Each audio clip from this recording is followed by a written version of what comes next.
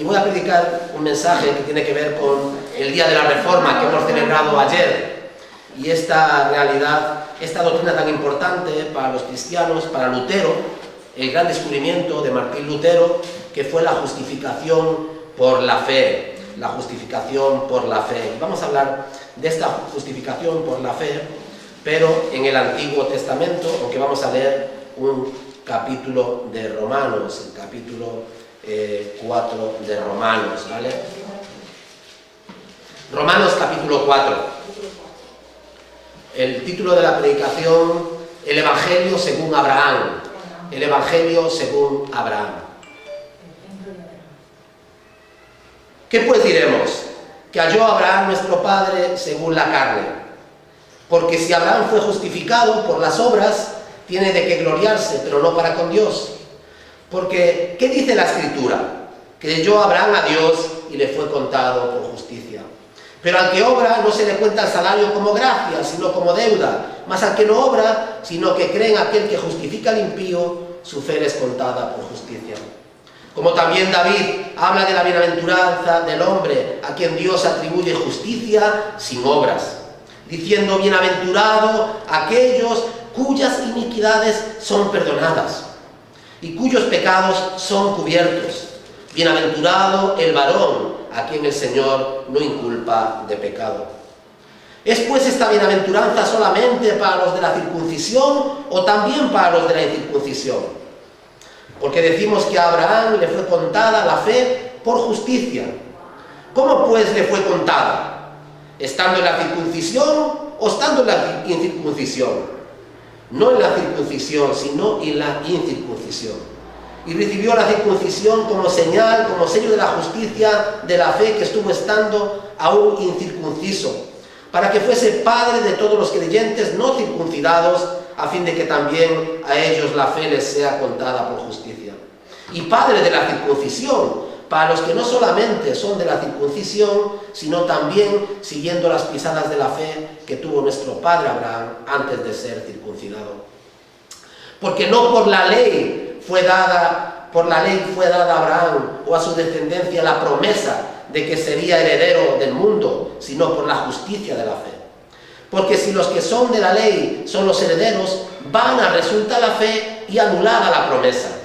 Porque la ley produce ira, pero donde no hay ley tampoco hay transgresión. Por tanto es por fe, para que sea por gracia, a fin de que la promesa sea firme para toda su descendencia, no solamente para la que es de la ley, sino también para la que es de la fe, sino de Abraham, el cual es padre de todos nosotros. Como está escrito: te he puesto por padre de muchas gentes, delante de Dios, a quien creyó, el cual da vida a los muertos y llama las cosas que no son como si fuesen. Él creyó en esperanza contra esperanza, para que llegase a ser padre de muchas gentes, conforme a lo que se le había dicho: así será tu descendencia. Y no se debilitó en la fe al considerar su cuerpo que estaba ya como muerto, siendo casi de 100 años, o la esterilidad de la matriz de Sara. Tampoco dudó por incredulidad de la promesa de Dios, sino que se fortaleció en fe, dando gloria a Dios, plenamente convencido de que era también poderoso para hacer todo lo que había prometido. Por lo cual también su fe le fue contada por justicia. No solamente con respecto a él se escribió que le fue contada, sino también con respecto a nosotros, a quienes ha de ser contada. Esto es, a los que creemos en el que le levantó de los muertos, a Jesús nuestro Señor, el cual fue entregado por nuestras transgresiones y resucitado para nuestra justificación. El Evangelio de Abraham. ¿Qué es lo que descubrió ese monje? El monje agustino Lutero, en su convento, leyendo la Biblia, ¿verdad? Estudiando la Biblia. Fue su trabajo sobre la Biblia, su estudio en la Biblia, lo que salvó a Lutero. Un hombre atormentado por la incapacidad de encontrar paz con Dios. Un hombre entregado a una vida religiosa, un hombre consagrado a Dios, un hombre haciendo una búsqueda sincera, honesta, siendo consciente de su pecado, siendo consciente de su realidad y siendo consciente de que si Dios le juzgase, incluso en su consagración, en su vida consagrada, encontraría faltas suficientes para condenarle. Y esta idea de un Dios justo, de un Dios que le buscaba, ¿verdad? De un Dios que lo veía todo de él, un Dios que estaba dispuesto a juzgarle, la atormentaba. Esta idea de ese Dios, ¿no? La atormentaba. Lutero estaba preparando sus lecciones sobre los salmos cuando la frase familiar, líbrame en tu justicia, Salmo 31, comenzó a adquirir un nuevo aspecto perturbador, ¿verdad?, para él. Hasta entonces él había considerado la frase, la justicia de Dios, esa justicia de Dios en el sentido pasivo que los teólogos le habían dado, es decir, la justicia de un Dios santo y puro, ¿verdad? Pero no conocía el amor de Dios, desconocía la misericordia de Dios, desconocía la compasión de Dios, desconocía el corazón de Dios. Tenía en mente ese Dios justo, ¿verdad?, que lo es, ese Dios que juzga, que lo hará, ¿verdad?, pero también desconocía este carácter tan importante, esa parte tan importante del corazón de Dios, que es su amor, su compasión y su misericordia. Esta idea siempre la había inquietado, porque cualquier encuentro de su yo, de él mismo con Dios, cualquier aproximación de él a Dios, solo podía ser acogida por una reacción de juicio por parte de Dios. Porque él se reconocía como pecador, se reconocía como falto, ¿verdad? Y esa justicia de Dios que no tiene por inocente al culpable, ¿no? Claro, la mayor tragedia del hombre actual. En la antigüedad los hombres eran más sensibles a esta realidad de Dios y del juicio de Dios. Claro, faltaba esta otra parte, ¿no? Faltaba esta otra parte de la misericordia, la compasión y la gracia de Dios. Pero el mayor problema de la humanidad hoy en día y de los hombres y mujeres hoy en día es que no son capaces de ver su pecado. Ni tampoco son conscientes de esta realidad del juicio de Dios, ¿verdad? De que Dios podría juzgarnos. Muchos, eso es algo que es totalmente desconocido para ellos, ¿no? Lo que sucede en la conversión es que somos conscientes de esto. Somos conscientes de que Dios podría juzgarnos, podría hacerlo justamente, tiene todo el derecho de hacerlo. Nosotros, hay una lista de pecados contra nosotros, pero podemos, como creyentes, decir gracias a Dios.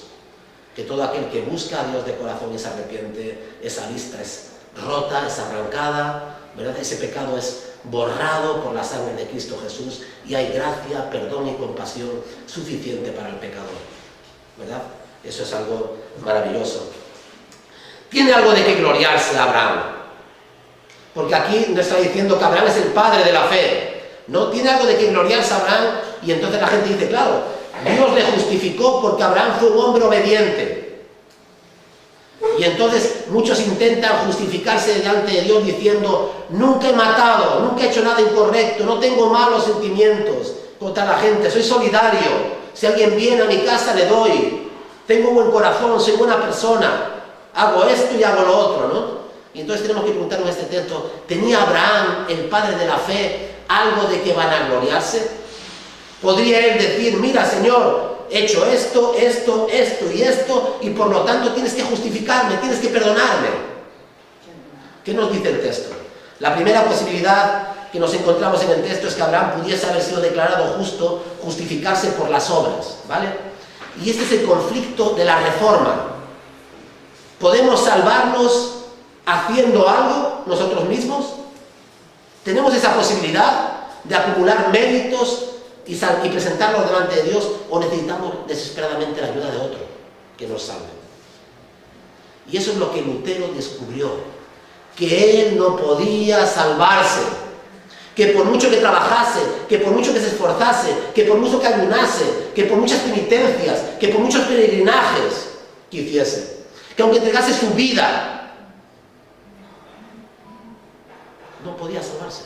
No había forma de salvación, no podía salvarse.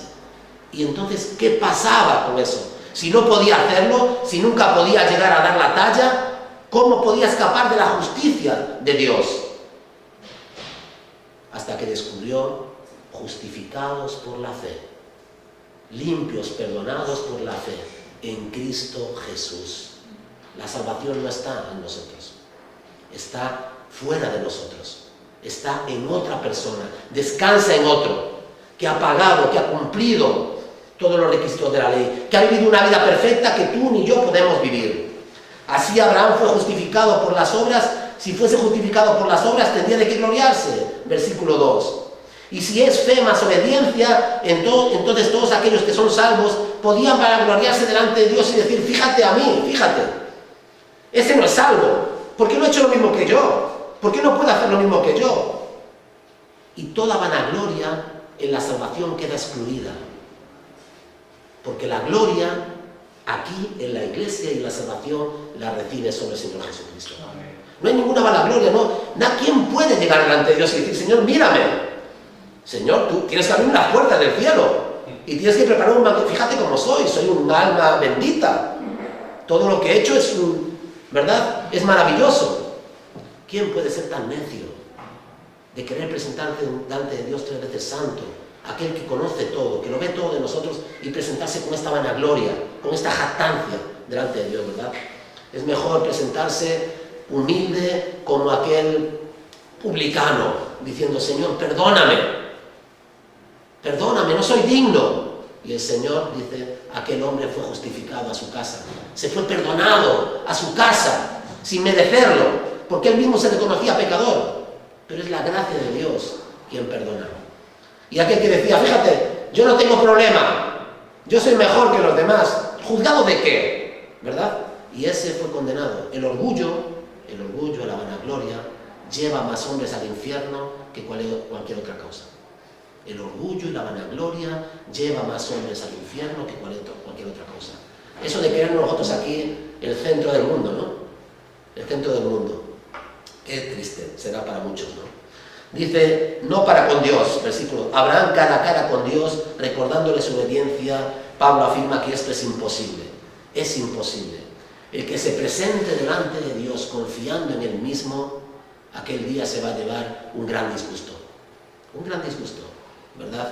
Porque nadie puede salvarse a sí mismo. Las Escrituras prueban que Abraham no tenía nada de lo que gloriarse, versículo 3.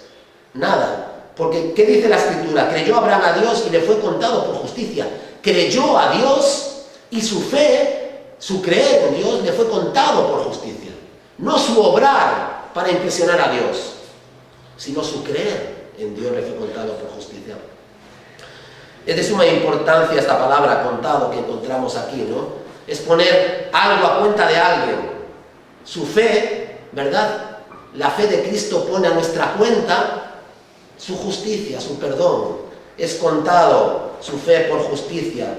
Se acredita a Abraham la justicia de haber creído, la justicia de Cristo. Al creyente se le pone a nuestra cuenta, que está en números rojos, cuando creemos, se acredita, se pasa a nuestra cuenta la justicia de Cristo, lo que Cristo ha hecho. Podemos ser salvos, no por lo que tú haces, no por lo que nosotros hacemos, incluso siendo creyentes. Nunca nos salvamos a nosotros mismos. Es el Señor salvándonos, nos salvó y nos salva y nos salvará hasta el final. Como cuando Pablo escribió a Onésimo y le dijo de aquel esclavo que se había huido y volvía y le decía, hoy no estoy seguro si puedo recibirlo de nuevo, ¿no? Y Pablo le escribe, oye, si te ha perjudicado en algo, cárgalo a mi cuenta. Esto es lo que hace el Señor Jesucristo. Si hemos ofendido a algo a Dios, en algo a Dios, de pensamiento, de acción, ¿verdad?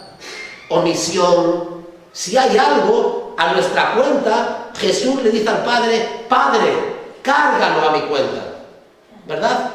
Y Él nos traspasa su justicia, nos pasa su justicia. No somos nosotros quienes nos justificamos, nosotros no somos quienes hallamos la salvación, es Cristo quien traspasa su justicia a nuestra cuenta, a nuestra vida.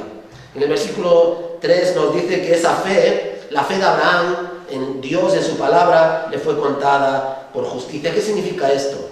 El significado aquí no es el creer en Dios, es ser consciente de sus demandas, debemos obedecerle, adorarle como merece, viviendo una vida que le agrada enteramente, y ello contará y acumulará méritos a nuestro favor. Creer en Dios es vivir a la luz de su palabra. No es solamente yo creo en Dios.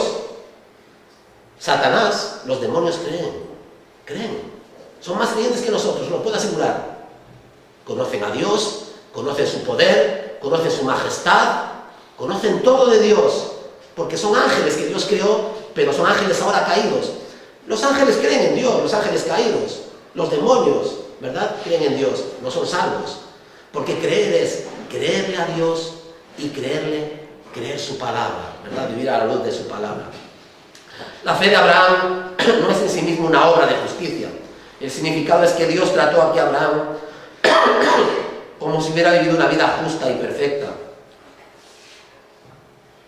¿Pero era la vida de Abraham justa y perfecta? No, no. La vida de Abraham, si leemos el Antiguo Testamento, no es ni justa ni perfecta. Era un hombre pecador como nosotros. Pero fue declarado justo y perfecto, como nosotros lo somos también, ¿verdad? Su fe tampoco era perfecta, porque si leyésemos en el Antiguo Testamento, Abraham hizo cosas que no debería haber hecho. Su fe tampoco era perfecta. Por lo tanto, su vida no era perfecta, su fe no era perfecta, pero hay alguien que le declara justo y perfecto, ¿verdad? Es la fe en Dios.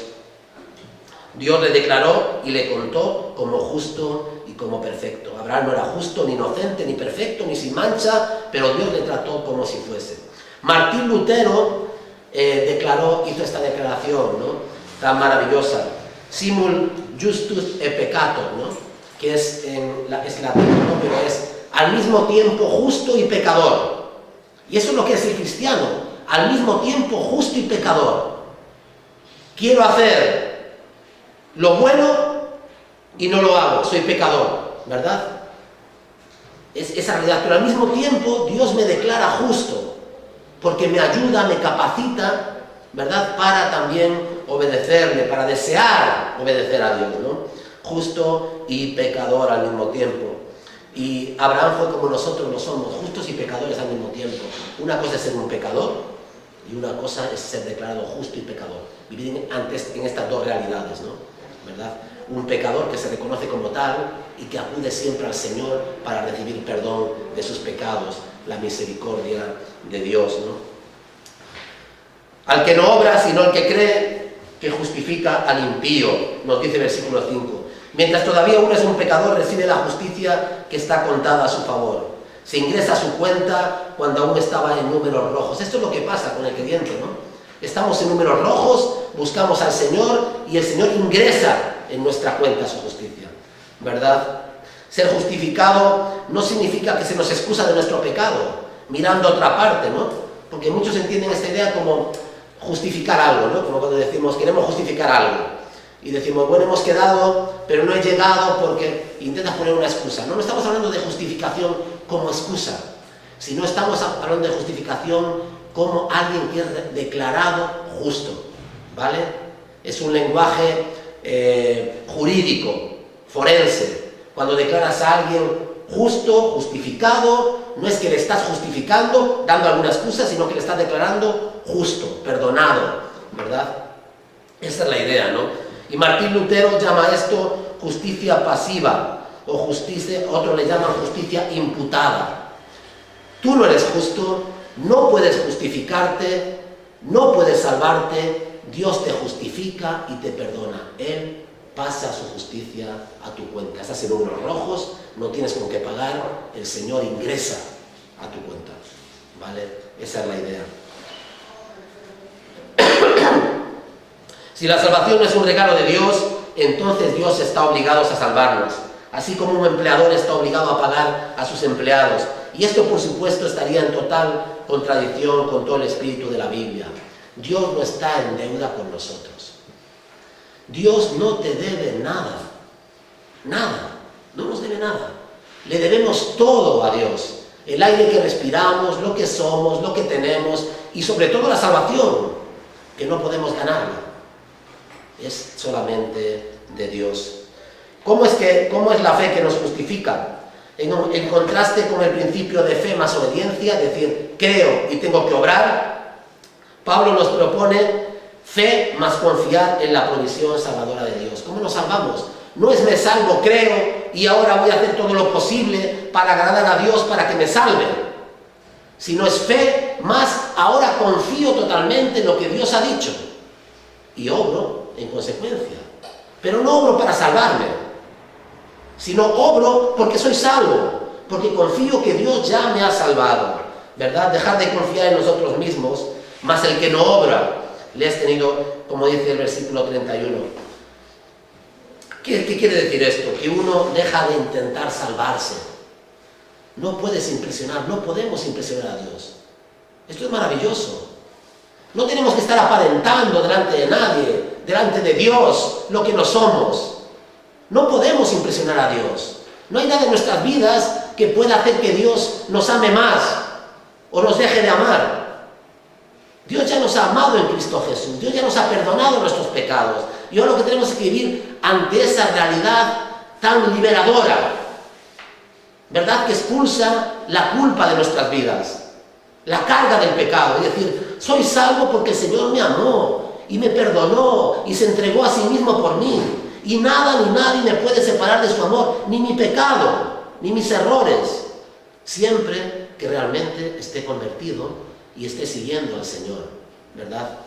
Y sea consciente de mi pecado, me vuelva al arrepentimiento una y otra vez y clame por su misericordia y por su perdón. Es lo que hace un creyente, ¿verdad? Pero ya no está la carga del pecado. No está la carga que nos persigue, ¿verdad? Que perseguía a Lutero, de querer impresionar a Dios, querer hacer más por Dios. ¿Cómo puedo salvarme? No somos salvos, gloria a Dios. Podemos descansar. Hemos sido liberados de la carga del pecado, de la carga de la culpa. Podemos vivir en novedad de vida. Podemos alegrarnos en la salvación. Podemos tener completa confianza. Confiar en Dios que justifica al impío. Es lo que dice el apóstol Pablo aquí. El cristiano es aquel que confía en Dios, que Dios tiene la manera de salvarle. La fe que salva es una transferencia de confianza. Es lo que Dios dice. Nadie ni nadie te podrá separar. ¿Y qué es lo que hace el salvo? Mira, yo es que pienso que muchas cosas podrían separarme. Podría separarme un pecado. Podría separarme una locura de mi cabeza. Podría separarme el mundo, cualquier otra cosa. Podrían separarme tantas cosas de Dios. Pero ¿qué es lo que hace el creyente? Esa transferencia de confianza que viene vía la palabra. Dice, nada ni nadie podrá separarte. Y yo digo, yo es que me veo tan débil, que me podría separar un fuerte viento, una tormenta, una tempestad. Pero en cambio Dios dice que nada ni nadie podrá separarme. Que estoy seguro en sus manos. Que Él me guarda, ¿verdad? Entonces esa es la fe que nos salva.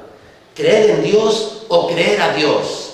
Esta es la gran pregunta también. ¿Creer a Dios o creer en Dios? Porque creer en Dios es una cosa y creer a Dios es otra cosa muy diferente, ¿verdad? Abraham no fue salvo solamente por creer en Dios. En el versículo 3 nos recuerda, Abraham creyó a Dios. Amén, claro, tenemos que creer en Dios. Pero no se acaba aquí todo esto, ¿verdad? He aquí el hombre, el versículo 5, cree en aquel que justifica al impío. No solamente cree en Dios, que hay un Dios, sino que ese Dios puede perdonar y puede justificar al impío que soy yo. Es decir, no solamente creo en Dios, sino que creo que Dios me puede perdonar y que Dios quiere perdonarme, ¿verdad? Una cosa es creer en Dios y otra cosa es creer muy diferente en lo que Dios dice. Entonces, cuando hablamos con la gente por ahí, ¿cree usted en Dios? Hombre, claro, yo creo mucho en Dios, yo tengo mucha fe. Pero ¿cree usted lo que Dios dice en su palabra, en la Biblia? Oh, la Biblia la han escrito los hombres. ¿Cómo voy a creer yo? La Biblia, eso. Tú crees en Dios, en tu imaginación, pero no estás dispuesto a creer lo que Dios dice. Y eso no es fe. Porque Abraham creyó a Dios y creyó a Dios, pero creyó que podía justificar, que podía perdonar al impío. ¿Dónde? En la Biblia, en su palabra, es la palabra de Dios, ¿verdad? Puedes tener toda la fe y creer que Dios existe, que es amor, que es santo. Puedes creer que la Biblia es la palabra de Dios y tener reverencia y tener temor, pero aún así, como muchas personas desgraciadamente, seguir buscando tu propia salvación. Es lo que hacía Lutero. Quería todas estas cosas y seguía buscando su salvación, ¿verdad? Y justificación, confiando en tus obras piadosas, en tu ética o moral, porque aquí es donde yo nunca he hecho nada, yo soy buena persona, soy buen padre. Igual es verdad, ¿entendéis? Igual es buena persona, es buen padre, Pero ser buena persona, ser buen padre, no salva a nadie. No salva a nadie. La ética, la moral, no salva. Nuestras buenas obras no nos salvan. Como hemos dicho, la fe que salva, de nuevo, es una transferencia de confianza. Esa transferencia de Cristo, es la vida de Cristo, es su obra, su vida perfecta, es su muerte, es la cruz, es la sangre vertida, es su resurrección, es la persona de Cristo. No hay nada, ni nadie, no hay otro nombre dado a los hombres en el que podamos ser salvos, ¿verdad? Todo lo que esté y le haga sombra a Cristo, todo lo que se interponga entre Cristo y el pecador, debe ser desechado. Porque Cristo es la única puerta, es el único camino, es la única verdad mayúscula para nuestra salvación. Es el Hijo de Dios, es el Cordero de Dios que quita el pecado del mundo, que quita tu pecado, que quita mi pecado. Supongamos que existe el cielo. ¿Cuáles crees que serían los requisitos para entrar en el cielo? Esto es lo que estamos hablando aquí, ¿no? ¿Verdad? ¿Quién entraría y quién no? ¿Quién entraría y quién no en el cielo? ¿Cuáles son los requisitos para entrar en el cielo? Entonces alguien nos decía, porque intento ser un buen cristiano. Cuando alguien nos dice intento ser un buen cristiano, nos está diciendo que está intentando salvarse a sí mismo.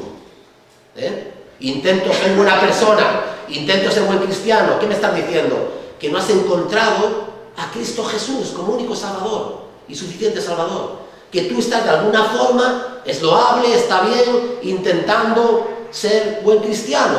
Pero es que no te salvas por ser buen cristiano. Nadie es buen cristiano. Te salvas por Cristo, nada más.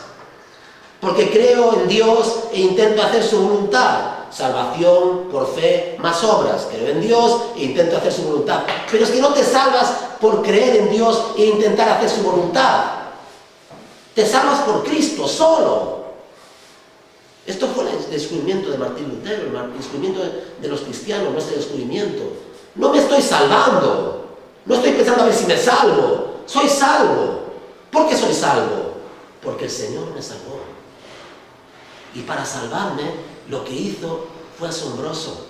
Asombroso. No puedo yo, ¿qué puedo hacer para llegar cerca de lo que Él hizo?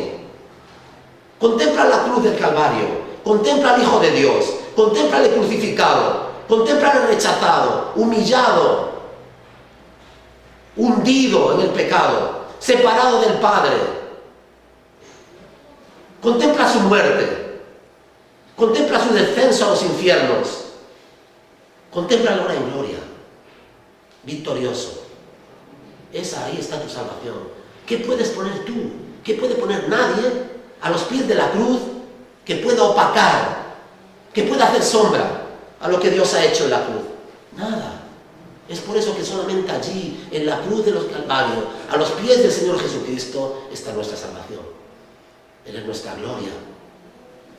Él es nuestra salvación. ¿Verdad? Porque creo en Dios con todo mi corazón. Oye, es que no te salvas por creer en Dios con todo tu corazón. Te salvas por caer a los pies de la cruz y decir, Señor, no soy digno. Es asombroso, es maravilloso lo que has hecho por mí. Es Él, no eres tú. Gracias a Dios, ¿no? Gracias a Dios, hermanos. No eres tú, no soy yo, esforzándome cada día para impresionar a Dios. Es que nos dejemos impresionar cada día por Él. Es que cada día miremos a la cruz y digamos, Señor, qué maravilla. Cuánta paz, cuánto descanso tengo. He pecado, pero abogado tengo para con el Padre, a Jesucristo el justo. Señor, he pecado, pero aquí está tu sangre. Señor, he pecado, pero sé que eres compasivo y misericordioso. Señor, quiero ser mejor cristiano, pero no para ganar el cielo, no para impresionarte, sino porque te amo y quiero ser mejor discípulo. ¿Verdad? Todas estas respuestas que hemos leído hasta aquí revelan conceptos equivocados de lo que significa creer y tener fe. Tener y creer fe. Haber conocido la gracia es lo más maravilloso, lo más liberador para el alma, para la vida de una persona que podamos jamás conocer. ¿Verdad? Poder descansar cada noche, poder descansar en medio de la tormenta, poder mirar al futuro con confianza, poder decir, toda mi vida está en manos del Señor. Y me ama, siempre me ama igual. Cuando peco me ama, y cuando vuelvo me ama, y me ama igual.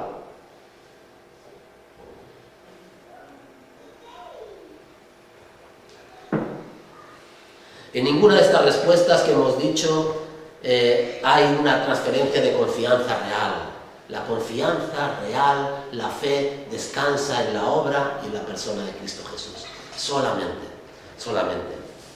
Si no es así, nuestra fe nos llevará a la vanagloria y al orgullo, la del fariseo, la vanagloria y el orgullo del fariseo, o la desesperación y la frustración del hombre que se ve pecador y que espera el juicio de Dios y no encuentra. Lutero, ¿verdad? A Lutero no era la vanagloria, el orgullo de decir, estoy ganando mi salvación, sino la desesperación de decir, ¿cómo puedo presentarme yo delante de Dios? Entonces, a los hombres les llevará por otro camino si no tienen fe. O al orgullo y a la vanagloria, no hay ningún problema conmigo, Dios me perdonará. O a la desesperación y a la frustración. Pero la fe más la confianza en la palabra y la salvación de Dios descansa en Dios y en su habilidad de salvarnos. Esta fe nos llevará a la humildad y a la confianza en el poder de Dios. La humildad y la confianza en el poder de Dios. Señor, aquí me tienes, no soy perfecto, soy un pecador. No hago lo que debo siempre, pero confío en tu palabra. No merezco tu amor, no merezco tu perdón, pero Señor, tú me amas. Y confío en el poder de tu palabra y en tu palabra. También David, versículos 6 y 8, habla de la bienaventuranza del hombre a quien Dios atribuye justicia sin obras. Justicia sin obras. Fe sin obras para salvarse. No la fe que no obra después para salvarse, ¿no? David tenía multitud de razones para gloriarse en sí mismo. El rey que más engrandeció la frontera de su reino, trajo paz duradera, estableciendo Jerusalén como capital, pero contra David también había razones suficientes para que la carga del pecado la aplastase. El rey había quebrantado el 10º mandamiento al codiciar a la mujer de su prójimo, el 8º al robársela, el 7º a cometer adulterio contra ella, el 9º al intentar indirectamente engañar a Urías, el marido, para que pensase que el niño que iba a nacer era su niño. Y el 6º mandamiento, indirectamente matando a su fiel oficial desde la distancia. Fijaros cuántos mandamientos este gran rey transgredió, ¿verdad? ¿Qué descubrió David? ¿Qué descubrió David? El Evangelio en el Antiguo Testamento. Bienaventurados aquellos cuyas iniquidades son perdonadas, cuyos pecados son perdonados y cuyos pecados son cubiertos. Bienaventurado el varón a quien el Señor no inculpa de pecado. ¿Cómo es posible que Dios no inculpase de pecado a David? Es la gracia de Dios. ¿Cómo es posible que Dios no me inculpe a mí de pecado, que no me vea como un pecador que esté destinado al juicio? Es la gracia de Dios. Es la gracia de Dios. Es la gracia en la cual David también confía como Abraham. ¿Cómo puede Dios llamar a alguien justo, declarar inocente, cuando de hecho no lo es, sino más bien un miserable pecador? Cuando alguien cree que la obra de Cristo, su vida perfecta, su muerte expiatoria y sustitutoria, que cargó su pecado, pagando con su propia muerte, cancelando la deuda contraída contra el pecador, y al que la muerte no pudo retener, sino que resucitó y vive por los siglos, entonces en ese mismo instante, los méritos, la gracia de Cristo es transferida a la cuenta del creyente. Por lo cual, cuando Dios contempla al pecador, ya no ve su pecado, sino la justicia y la perfección del Señor Jesucristo. Sus pecados han sido cubiertos. Esto es el Evangelio, hermanos, es el Evangelio. Es el Evangelio del Señor Jesucristo. La gracia, el amor y la compasión del Señor. Cuando crees en Él de corazón, cuando confiesas lo que eres, tu incapacidad y tu pecado, el Señor te perdona y te limpia y te salva una vez y para siempre. Es suficiente, Cristo es suficiente. Se nos perdona nuestras transgresiones, se cubren nuestros pecados y el Señor no tomará más en cuenta nuestro pecado. No nos lo recordará más. Solamente Satanás viene a recordarnos nuestro pecado. Solamente Satanás viene a recordarnos nuestros fracasos en el pasado. Porque para el Señor el pasado es pasado. Ahora somos criaturas, nuevas criaturas. Las cosas viejas pasaron y ahora todas son hechas nuevas. El Señor nos está recordando nuestros fracasos, nuestros pecados. El Señor nos anima a mirar hacia adelante, a la gloria que nos espera, ¿verdad? Abraham, por lo tanto, no fue justificado, declarado justo por las obras, versículos del 1 al 8, no lo fue por medio de la circuncisión, como hemos leído, versículos del 9 al 12, antes y no después, recibió la fe, y su justificación se registra en Génesis capítulo 15, y la circuncisión fue algo posterior, ¿vale? Que comparaba cuándo fue salvo Abraham, por circuncidarse, como los judíos, y todos los judíos después de él, o antes de la circuncisión. Se nos dice que fue antes. 14 años separaban ambos hechos, cuando Abraham creyó a Dios y cuando después fue circuncidado, ¿vale? Entonces no es por obras, no es por mediante la circuncisión, ni tampoco por mediante la ley, versículos 13 al 17. El lenguaje de la ley, tú harás, exige nuestra obediencia, mientras que el lenguaje de la promesa, yo haré. La ley tiene que ver con lo que tú tienes que hacer y la promesa con lo que Dios hace. La salvación por obras tiene que ver con lo que nosotros tenemos que hacer y la salvación por gracia tiene que ver con lo que Él ha hecho, ¿entendéis? Es muy importante. La ley hace y haciendo no puedes salvarte. Y la salvación por gracia es he hecho, yo hago, Él hace. Y eso es lo que realmente nos salva. La ley de Dios hace demanda de nosotros que transgredimos, de modo que incurrimos en la ira de Dios una y otra vez. Y la gracia de Dios hace promesas que nosotros creemos y de esta manera recibimos la bendición de Dios. Ley, obediencia, transgresión e ira pertenecen a una misma categoría de pensamiento, mientras que gracia, promesa, fe y bendición pertenecen a otra categoría diferente. Fijaros, ley, obediencia, transgresión e ira como resultado. La fe, la gracia, promesa, fe y bendición. ¿Cómo fue justificado Abraham y nosotros? Voy a acabar ya. Abraham fue justificado por la fe. ¿Qué es lo que realmente trajo libertad al corazón de Lutero? La fe en Cristo Jesús.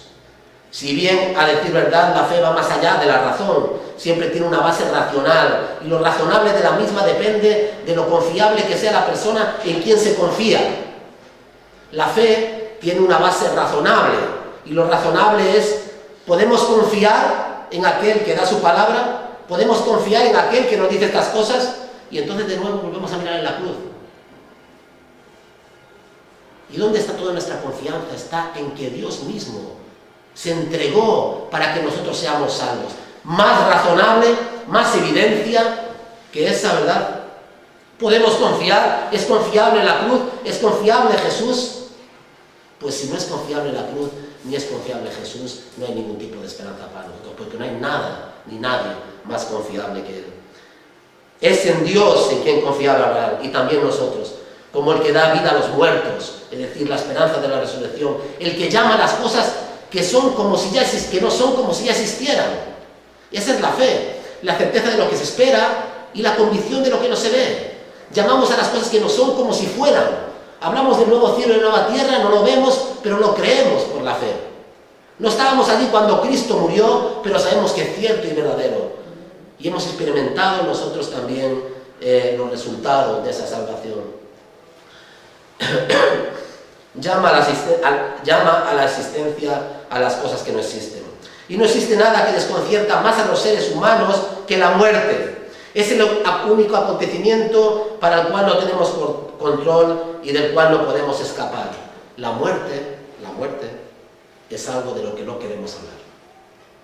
Es un escapismo, ¿verdad? Queremos escapar de la muerte. Vemos todos los tratamientos de belleza, toda la obsesión con la salud, todo eso está bien, ¿verdad? Pero no se esconde detrás de todo eso un pensar que nunca moriremos. Claro, no queremos morirnos, ¿verdad? El culto al cuerpo, el culto a la salud, todo lo que queráis. ¿Por qué no vemos más imágenes de la gente en los hospitales? Y dicen, no, es que eso es muy fuerte. Claro, porque no queremos pensar que nosotros podríamos estar allí, ¿verdad? No queremos pensar que eso nos podría pasar a nosotros. No queremos pensar en nuestra propia muerte. Bueno, sabéis, conocéis a Woody Allen, ¿no? y me gusta mucho Woody Allen, me parece una persona muy inteligente, no estoy de acuerdo en muchas cosas de su vida y otras cosas son criticables, ¿no? Pero me parece una persona muy lúcida y muy inteligente, sarcástica, ¿no?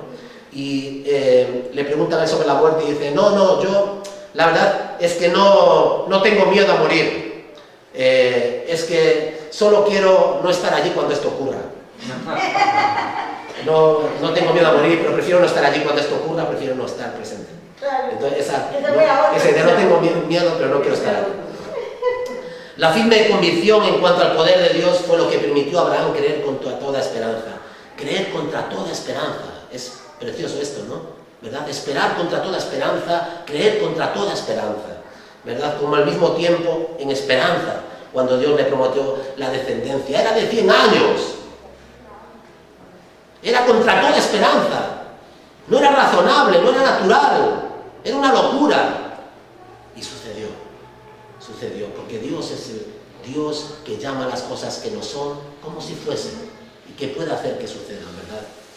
Cuando Dios le prometió, dejó que Dios sea Dios, y es lo que nosotros tenemos que hacer, dejar que Dios sea Dios.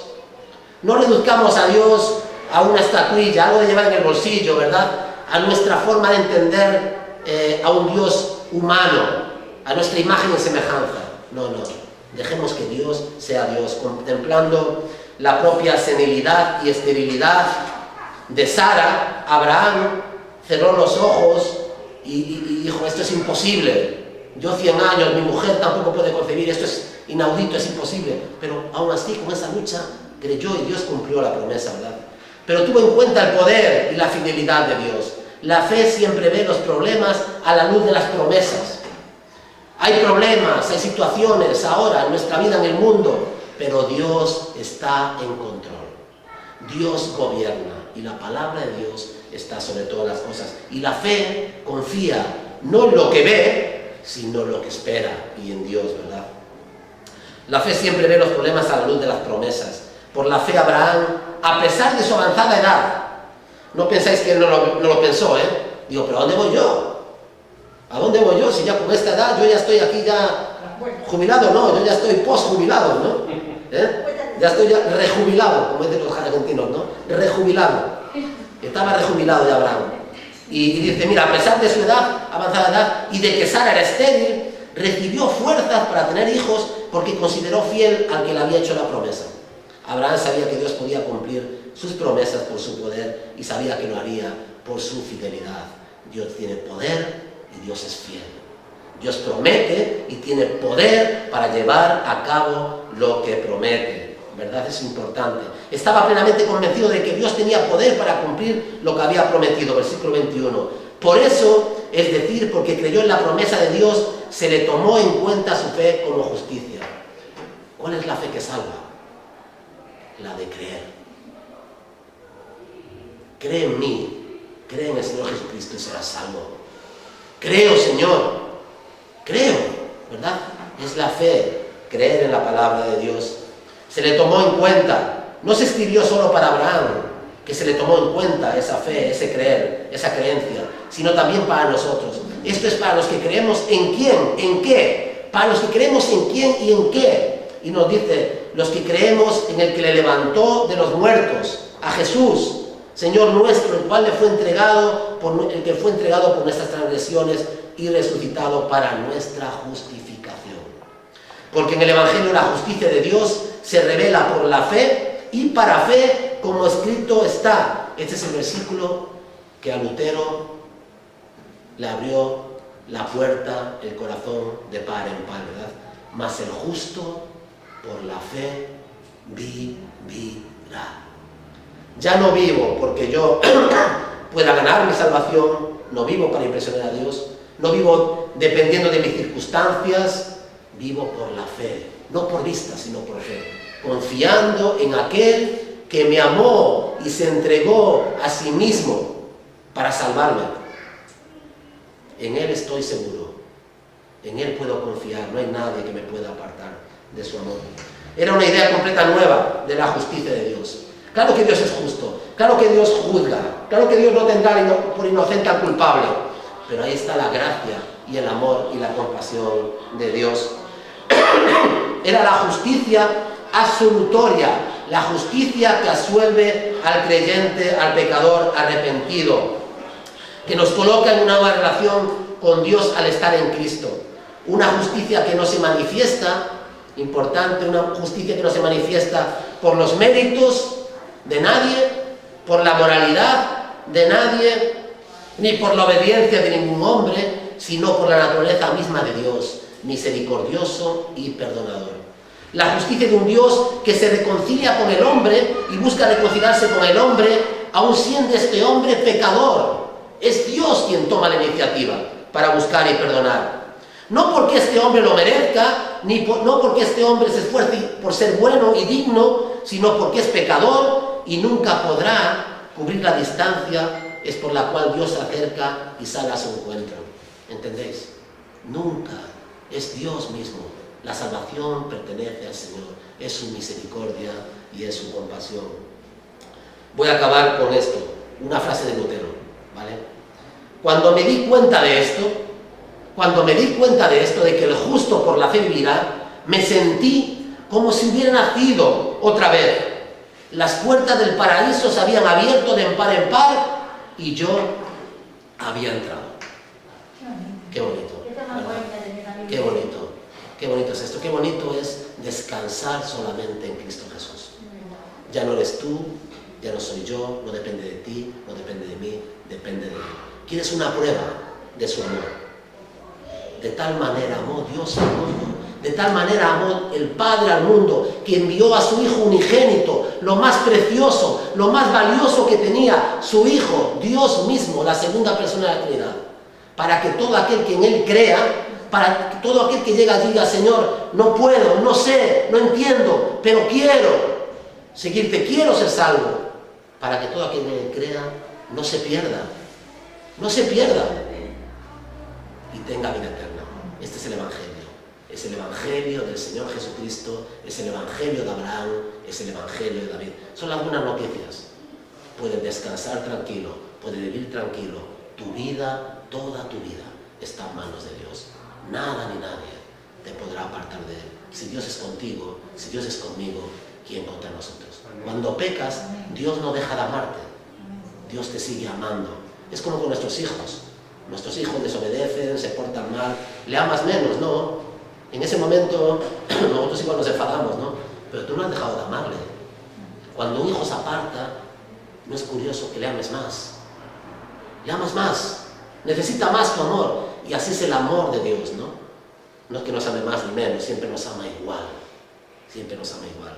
Su amor para con nosotros es el mismo siempre. Y es el amor que fluye de la cruz del Calvario, de su sacrificio en la cruz.